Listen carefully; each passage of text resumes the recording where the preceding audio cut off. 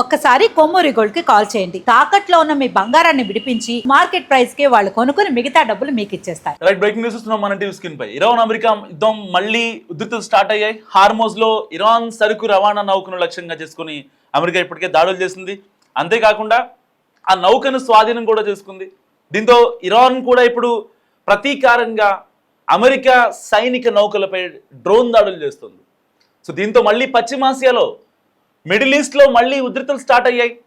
శాంతి ఒప్పందంతో పరిస్థితులు చక్కబడతాయని అనుకుంటుంటే మళ్ళీ మొదటికొచ్చే పరిస్థితులు కనిపిస్తున్నాయి. సో రెండో విడత ఇస్లామాబాద్ వేదికగా చర్చలు జరగనున్నాయి. మరి ఇలాంటి సమయంలో మిడిల్ ఈస్ట్లో మళ్ళీ టెన్షన్ వాతావరణం నెలకొంది. ఓమన్ సముద్రంలో అమెరికా సైనిక నౌకలను లక్ష్యంగా చేసుకుని ఇరాన్ డ్రోన్ దాడులు చేస్తోంది. సో మరి కాసేపట్లో ఈ యొక్క ఇస్లామాబాద్ వేదికగా శాంతి చర్చలు, దౌత్యవేత్తలు చర్చలు జరుపుతున్నారు.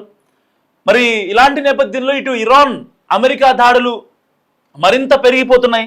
ఇప్పటికే హార్మోజ్లో ఇండియన్ నౌకపై కూడా ఇరాన్ తన డ్రోన్ దాడులు చేసింది. దాదాపుగా 20 లక్షల బ్యారెళ్ల చమురుతో వెళ్తున్న నౌక కింద సీమైన్ తగలగానే, ఏదైతే సముద్ర అంతర్భాగంలో సీమైన్స్ ఉంటాయి, సో ఆ షిప్ వెళ్ళే టర్బైన్స్కి సో చాలా వెయిట్తో వెళ్తూ ఉంటాయి. 20 lakh బ్యారెల్ చమురు అంటే చాలా పెద్ద విషయం. సో అలాంటి షిప్ కింద టర్బైన్స్ ఉంటాయి కదా, ఆ టర్బైన్స్ యొక్క వేవ్స్ తగిలి షిప్ పేలిపోయింది. దాదాపుగా 1800 కోట్ల రూపాయల నష్టం ఇండియాకి. సో ఆ షిప్ సంగతి పక్కన పెడదాం. ఓన్లీ ఏదైతే చమురు ఉందో మనం తెచ్చుకుంటూ ఉంటాం కదా కువైట్ నుంచి కానీ బహ్రెయిన్ నుంచి కానీ. సో ఆల్మోస్ట్ ఇప్పుడు ఇరాన్ నుంచి మనకి చమురు రావడం కొంచెం లేట్ అవుతుంది. అండ్ ఇక్కడ హార్మోజ్ స్ట్రైట్ని ఇరాన్ దిగ్బంధించడం అండ్ ప్యారలల్గా అమెరికా కూడా దిగ్బంధించడం. సో మనం చూస్తున్నాం మన టీవీ స్క్రీన్ పై ఎక్స్క్లూజివ్గా. సో ఒక ఎగ్జాక్ట్ ఏదైతే షిప్స్ మనకి తిరుగుతూ ఉన్నాయో అక్కడ ఎగ్జాక్ట్గా ఇండియన్ నౌకపై దాడి జరిగింది. సో ఇరాన్ ఇప్పటిదాకా చైనా షిప్స్ కావచ్చు, లేకపోతే ఇండియన్ షిప్స్ కావచ్చు, వేటిని కూడా ధ్వంసం చేయను అనే ఒక శాంతి ఒప్పందంతో ఉంది.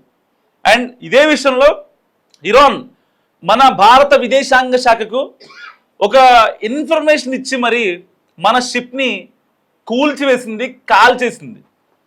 సో చాలా సింపుల్గా ఒక 18 లక్షల డ్రోన్తో దాదాపుగా 2000 కోట్ల రూపాయలు ఇప్పుడు సముద్ర మట్టంలో కలిసిపోయాయి.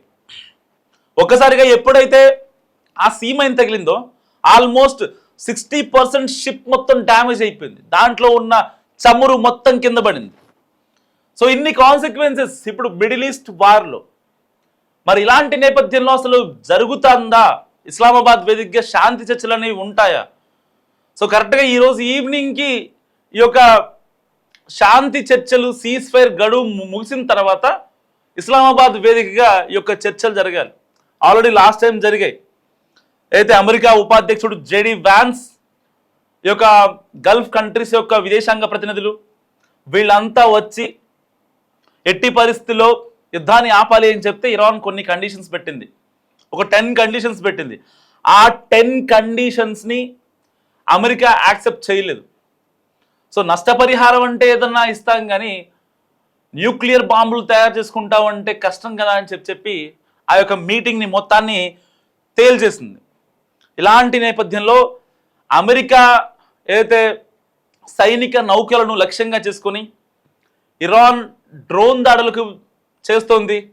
సో ఇరాన్కి చెందిన ఒక నౌకని కూడా అమెరికా ఏదైతే ఆ షిప్ యొక్క ఇంజన్ క్యాబిన్లో దాడి చేసి దాన్ని అటు ఇటు కదలకుండా చేసింది. దాని తర్వాత డొనాల్డ్ ట్రంప్ ట్వీట్ చేశారు, ఇరాన్ యొక్క నౌకను మేమే స్వాధీనం చేసుకున్నామని ప్రకటించారు. ఇప్పుడు హార్మోజ్లో టెన్షన్ వాతావరణం.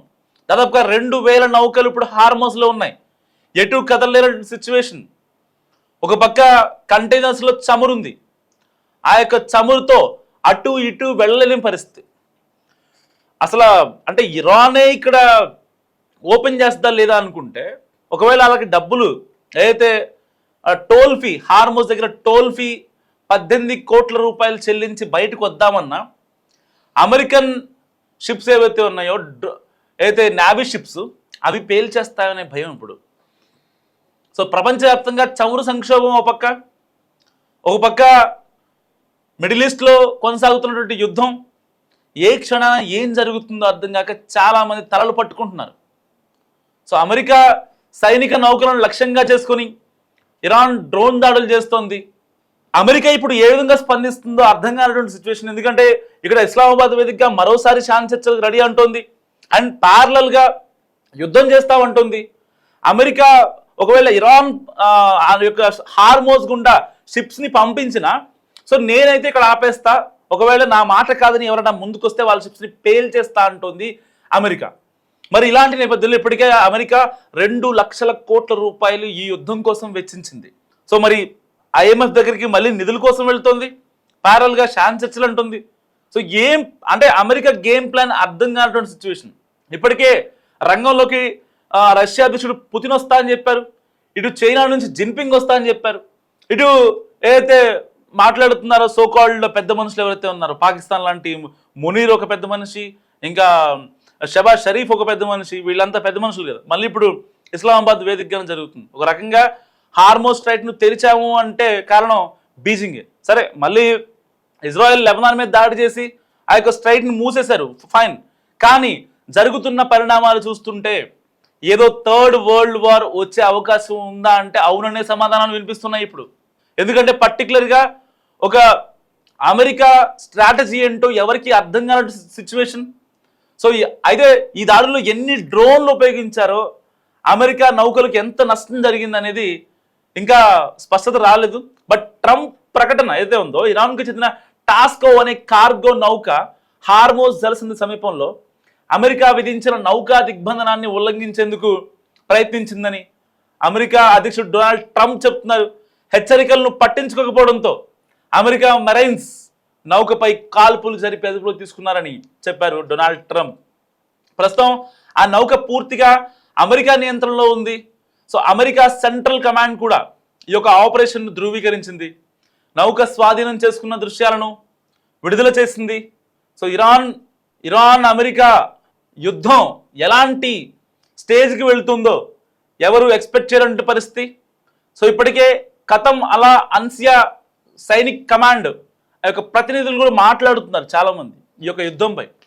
ఇది కాల్పుల విరమణ ఒప్పందాన్ని ఉల్లంఘించడమే కాకుండా ఆర్మ్డ్ పైరసీ అని పేర్కొన్నారు.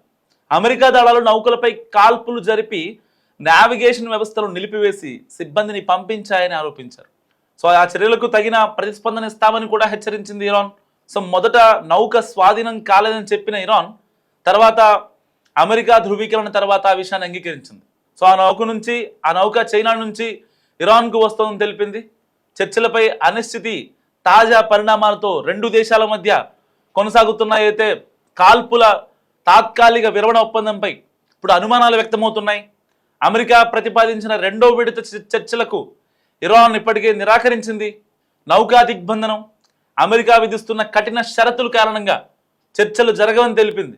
సో ట్రంప్ హెచ్చరికలు, అమెరికా షరతులను అంగీకరించకపోతే ఇరాన్ వంతెనలు, విద్యుత్ ప్లాంట్లపై దాడులు చేస్తామని ట్రంప్ హెచ్చరిస్తున్నారు. సో ట్రంప్ హెచ్చరికలకు ప్రతిగా ఇరాన్ స్పందిస్తోంది.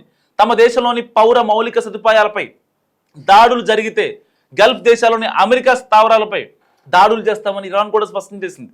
మరి ఈ పరిణామాలతో మధ్యప్రాచ్యంలో ఉద్రిక్తతలు మరింత పెరిగే అవకాశాలు కనిపిస్తున్నాయి వాస్తవానికి. సో మీరేమనుకుంటున్నారు? ఇప్పుడు ఇస్లామాబాద్ వేదికగా జరుగుతున్న దౌత్యవేత్తల ఒప్పందంతో మరి యుద్ధం ఒక కొలిక్కి వచ్చే అవకాశం ఉందా? సో డొనాల్డ్ ట్రంప్ మనసులో ఏముంది? మస్తు కామెంట్ చేసే ప్రయత్నించండి.